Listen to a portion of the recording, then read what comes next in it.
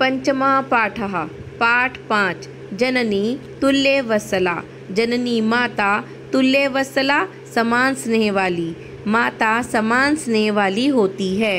प्रस्तुतो अयं पाठः महर्षि वेदव्यास विरचितस्य ऐतिहासिकग्रन्थस्य महाभारत अंतर्गतस्य वन पर्व इत्यतः गृहीता। यह पाठ महर्षि वेदव्यास द्वारा रचित ऐतिहासिक ग्रंथ महाभारत के अंतर्गत वन पर्व से लिया गया है। इयं कथा सर्वेषु प्राणिषु समदृष्टि भावनां प्रबोधयति। यह कथा सभी प्राणियों में समानता की दृष्टि की भावना को जागृत करती है।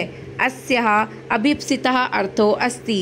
इसका अभीप्सित अर्थात इच्छित अर्थ है यत् कि समाजे विद्यमानान् दुर्बलान् प्राणिनः प्रति अपि मातुः वात्सल्यं प्रकर्षेण एव भवति। इसका अभीप्सित अर्थ यह है कि समाज में विद्यमान दुर्बल प्राणियों के प्रति भी माता का वात्सल्य अर्थात स्नेह प्रगाढ़ ही होता है। कश्चित् कृषकः बलिवर्दाभ्यां क्षेत्रकर्षणं कुर्वन् आसीत्। कश्चित् कृषकः कोई किसान बलिवर्दाभ्यां 2 बैलों से क्षेत्रकर्षणं कुर्वन् आसीत्। खेत को जोत रहा था। तयो बलिवर्दयोः उन दोनों बैलों में से एक शरीरेण दुर्बलः शरीर से दुर्बल जवेन तीव्र गति से गंतुम जाने में अशक्तः असमर्थ च आसीत् था। उन दोनों बैलों में से एक शरीर से दुर्बल और तीव्र गति से जाने में असमर्थ था। अतः कृषकः इसलिए किसान तम दुर्बलम वृषभम उस दुर्बल बैल को तोदनेन कष्टपूर्वक नुद्यमानः अवर्तत आगे की ओर धकेल रहा था। सह ऋषभः हलम उड़वा गंतुम अशक्तः क्षेत्रे पपात। सह ऋषभः वह बैल हलम उड़वा हल को उठाकर गंतुम अशक्तः ले जाने में असमर्थ क्षेत्रे पपात खेत में गिर पड़ा। हल को उठाकर ले जाने में असमर्थ वह बैल खेत में गिर पड़ा। क्रुद्धः कृषिवलः तम उत्थापितुं बहुवारं यत्नम् अकरोत्। क्रुद्धः कृषिवलः क्रोधित किसान ने तम उत्थापितुं उसको उठाने के लिए बहुवारम अनेक बार यत्नम अकरोत् प्रयत्न किया। तथापि वृषा न उत्थितः तथापि फिर भी वृषः बैल न उत्थितः नहीं उठा। कोई किसान 2 बैलों से खेत को जोत रहा था। उन दोनों बैलों में से एक शरीर से दुर्बल और तीव्र गति से जाने में असमर्थ था। इसलिए किसान उस दुर्बल बैल को कष्ट देने से आगे की ओर धकेल रहा था। वह हल को उठाकर ले जाने में असमर्थ बैल खेत में गिर पड़ा। क्रोधित किसान ने उसको उठाने के लिए बहुत बार प्रयत्न किया, फिर भी बैल नहीं उठा। भूमौ पतिते स्वपुत्रं दृष्ट्वा सर्वधेनूनां मातुः सुरभेः नेत्राभ्याम अश्रूणि आविरासन। भूमौ पतिते जमीन पर गिरे हुए स्वपुत्रम अपने पुत्र को दृष्ट्वा देखकर सर्वधेनूनां मातुः सभी गायों की माता सुरभे सुरभि के नेत्राभ्याम नेत्रों से अश्रूणि आंसू आविरासन गिर पड़े। सुरभेः इमाम अवस्थां दृष्ट्वा सुराधिपः ताम अपृच्छत्। सुरभेः सुरभि के इमाम अवस्थां इस अवस्था को दृष्ट्वा देखकर सुराधिपः देवताओं के राजा इंद्र ने ताम अपृच्छत् उससे पूछा, अयि शुभे हे शुभ कार्यों वाली किम एवं रोदसी किस लिए इस प्रकार रो रही हो, उच्चताम बताओ। भूमि पर गिरे हुए अपने पुत्र को देखकर सभी गायों की माता सुरभि के नेत्रों से आंसू गिर पड़े। सुरभि की इस अवस्था को देखकर देवताओं के राजा इंद्र ने उससे पूछा, हे शुभ कर्मों को करने वाली इस प्रकार से क्यों रो रही हो, उच्चताम बताओ। साच और वह विनिपातो न वह कश्चित् दृश्यते त्रिदशाधिप। अहम तो पुत्रम शोचामि तेन रोदिमि कौशिक। विनिपातो सहायक नहीं वह उसका कश्चित कोई दृश्यते दिखाई देता है। त्रिदशादिप हे तीनों दिशाओं के राजा, अहम मैं तू तो पुत्रम शोचामि पुत्र का शोक कर रही हूँ। तेन इसी कारण से रोदीमी रो रही हूँ। कौशिक हे कौशिक। और वह बोली, हे तीनों दिशाओं के राजा, हे कौशिक, विनिपातो न वह कश्चित दृश्यते उसका कोई भी सहायक दिखाई नहीं देता है। अहम तु पुत्रम शोचामि मैं तो पुत्र का शोक करती हूँ, उसकी चिंता करती हूँ। तेन रोदीमी इसीलिए रो रही हूँ। भो वासव हे इंद्र, पुत्रस्य दैन्यम दृष्ट्वा अहम रोदीमी पुत्र की दीनता को देखकर मैं रो रही हूँ। सह दीन इति जानन अपि कृषकः तम बहुधा पीड़यति वह दीन है, दुर्लभ है, यह जानते हुए भी किसान उसको बहुत प्रकार से कष्ट देता है। सह कृष्टेन भारम उद्वहति वह कष्टपूर्वक भार को उठाता है। इतरम इव धुरम वोढुम स न शक्नोति इतरम इव दूसरों के समान धुर को वोढुम उठाने में स न शक्नोति वह समर्थ नहीं है। एतत् भवान पश्यति न एतत् यह भवान आप पश्यति देखते हैं नहीं नहीं क्या इति प्रत्यवोचत इस प्रकार से उत्तर दिया। भूमि पर गिरे हुए अपने पुत्र को देखकर सभी गायों की माता सुरभि के नेत्रों से आंसू गिर पड़े। सुरभि की इस अवस्था को देखकर देवताओं के राजा इंद्र ने उससे पूछा, हे शुभ कर्मों को करने वाली, किस लिए इस प्रकार से रो रही हो, उच्चताम बताओ। और वह इस प्रकार से बोली कि हे तीनों दिशाओं के राजा, हे कौशिक, उसका कोई भी सहायक दिखाई नहीं देता है। मैं तो पुत्र का शोक कर रही हूँ, उसकी चिंता कर रही हूँ, इसी कारण से रो रही हूँ। हे इंद्र, पुत्र की दीनता को देखकर मैं रो रही हूँ। वह दीन है, दुर्बल है, यह जानते हुए भी किसान उसको बहुत प्रकार से पीड़ित करता है। वह कष्ट से भार उठाता है, दूसरों के समान धुर को उठाकर चलने में वह समर्थ नहीं है।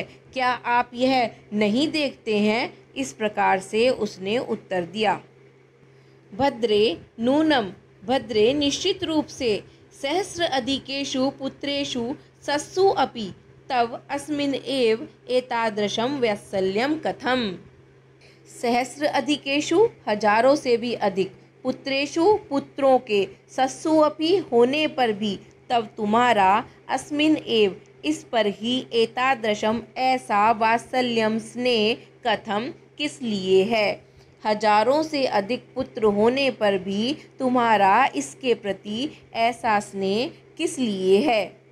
इति इंद्रेण पृष्टा सुरभि प्रत्यवोचत इस प्रकार से इंद्रेण पृष्टा इंद्र के द्वारा पूछे जाने पर सुरभि प्रत्यवोचत सुरभि ने उत्तर दिया। यदि पुत्र सहस्रम में सर्वत्र समम एव में दीनस्य तु सतः शक्र पुत्रस्य अभ्यधिका कृपा। यदि पुत्र सहस्रम में, यदि मेरे हजारों पुत्र हैं, सर्वत्र समम एव में वो सभी मेरे लिए समान ही हैं। दीनस्य तु सतः फिर भी दीन होने के कारण, शक्र हे इंद्र, पुत्रस्य अभिधिका कृपा पुत्र के प्रति कृपा अधिक है।